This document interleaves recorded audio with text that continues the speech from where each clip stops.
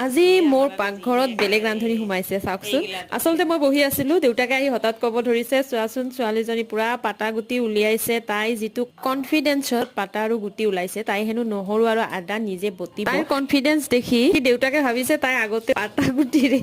মছলা পিচিছে চাগে কিন্তু তাইৰ অৱস্থা চাওকচোন যি নহওক তাই চেষ্টা কৰিছিল অৱশেষত দেউতাকে অকমান হেল্প কৰিলে আৰু তাই মোক সুধি আছে যে মা কেনেকৈ বতা ইমান কষ্ট মানে